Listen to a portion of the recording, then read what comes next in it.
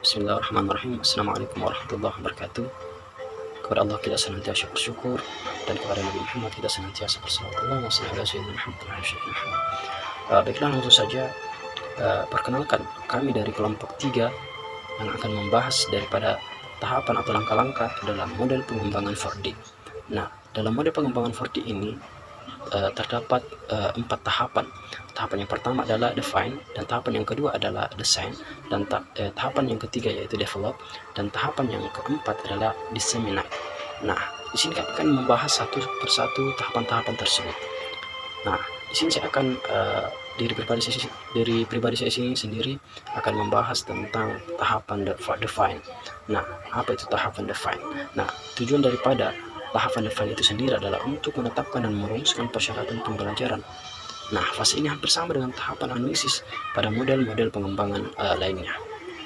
Melalui sebuah analisis, kita akan menentukan tujuan dan masalah-masalah media atau perangkat pembelajaran yang ada. Nah, ada 5 langkah yang biasanya dilakukan pada tahapan ini. Tahapan yang pertama adalah yaitu front end analysis. Nah, front analysis atau sering diterjemahkan dengan istilah analisis ujung depan. Nah, analisis ujung depan ini adalah studi tentang masalah dasar yang dihadapi oleh seorang guru atau siswa untuk meningkatkan kinerja guru dan pembelajaran tersebut. Nah, analisis ini tidak ditemukan alternatif lain atau bahan ajar media pembelajaran yang dibutuhkan tidak tersedia, maka perlu dilakukan pengembangan bahan ajar atau media pembelajaran yang sudah ada. Nah, kemudian langkah yang kedua adalah langkah learning analysis.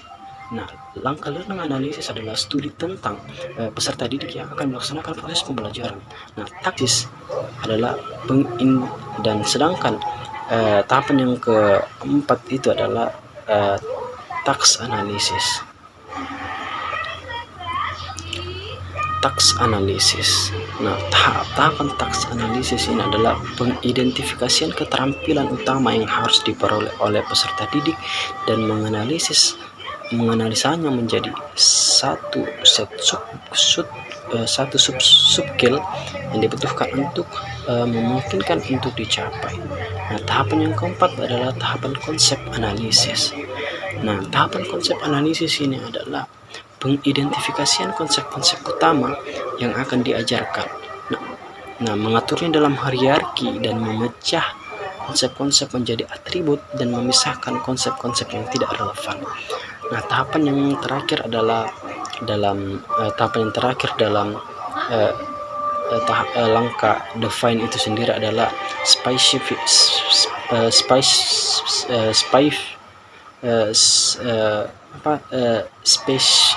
spacing introductional, yaitu menentukan tujuan pembelajaran yang merupakan konversi dari hasil analisis tugas atau task analisis, dan analisis konsep analis menjadi tujuan yang dinyatakan dalam perilaku secara jelas dan terukur. Nah, mungkin sampai di situ pembahasan tentang define atau pendefinisian. Nah, tahapan selanjutnya akan dijelaskan oleh teman-teman saya. Sekian dan terima kasih. Bismillahirrahmanirrahim. Assalamualaikum warahmatullahi wabarakatuh. Alhamdulillahirrahmanirrahim. Pada kesempatan kali ini saya akan membahas mengenai salah satu tahapan dari keempat tahapan model pengembangan 4D. Seperti itu.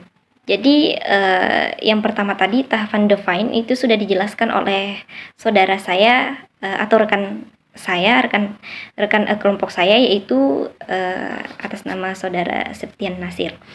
Jadi saya akan melanjutkan. Selanjutnya itu adalah tahapan desain atau perancangan. Sebelumnya perkenalkan, nama saya Yuliani Arifudin, NIM 2002-01-0110. Jadi tahapan desain atau perancangan itu adalah sebuah proses untuk kemudian merancang produk atau perangkat pembelajaran yang akan dikembangkan, seperti itu.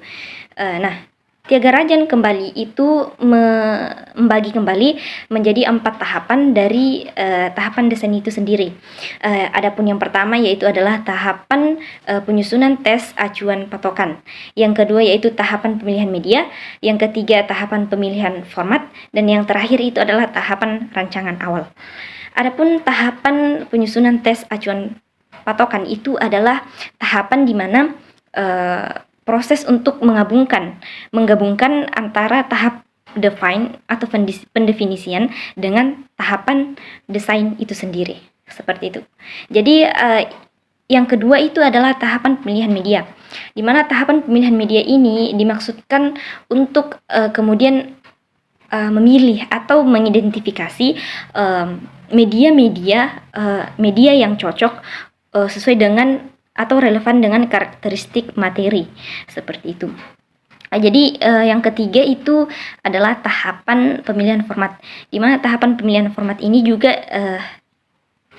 mendefinisikan, maksudnya mengidentifikasi beberapa format yang berbeda itu diidentifikasi, kemudian dipilih yang mana yang cocok untuk kemudian dijadikan atau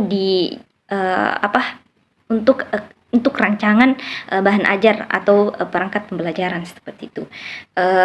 Di mana juga pemilihan format di sini itu kalau sebisa mungkin itu format yang dipilih itu adalah format yang menarik, memudahkan, dan juga untuk meningkatkan kualitas dalam pembelajaran. Selanjutnya tahap terakhir itu adalah tahap perancangan atau rancangan awal. Tahap rancangan awal di sini yaitu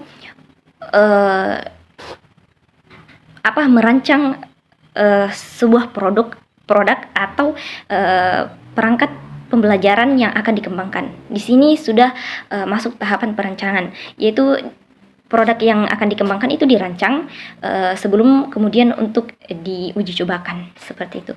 Mungkin ini saja yang bisa saya sampaikan. Kurang dan lebihnya mohon disempurnakan. Selanjutnya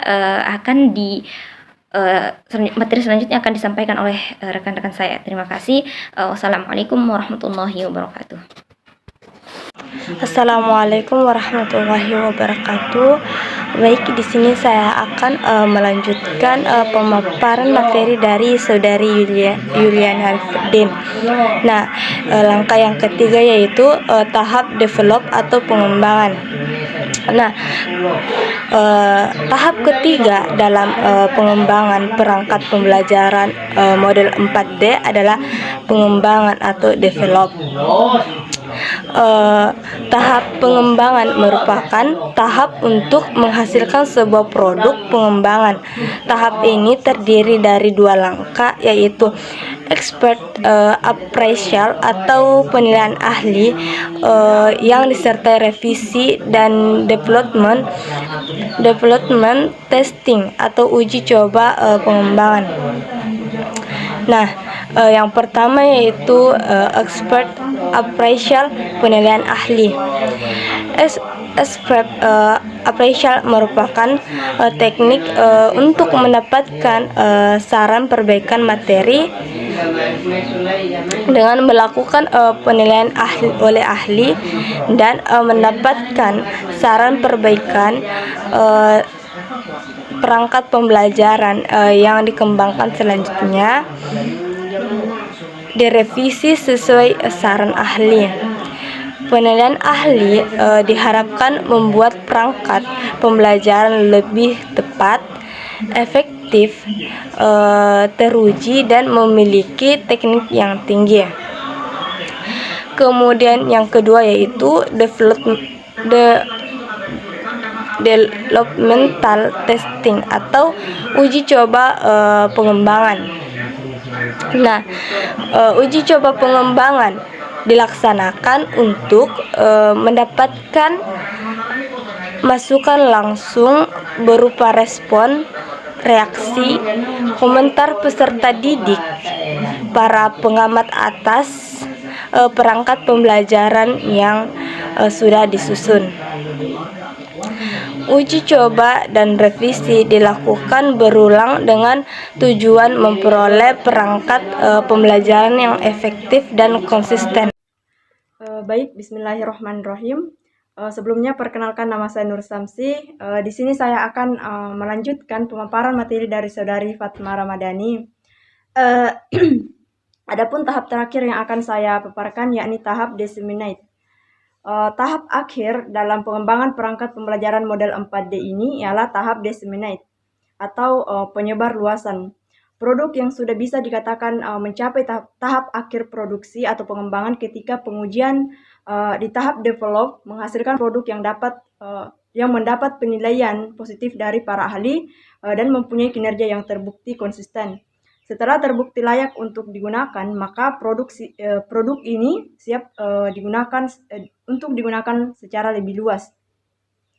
Tahap penyebar luasan ini dilakukan untuk mempromosikan produk hasil pengembangan agar diterima pengguna oleh individu, kelompok, ataupun sistem. Pengemasan materi harus selektif agar menghasilkan bentuk yang tepat. Menurut Tia Garajan, ada 3 langkah yang dilakukan dalam tahap disseminate ini, yakni tahap validation testing atau tes validasi, kemudian packaging atau pengemasan, serta diffusion and adoption.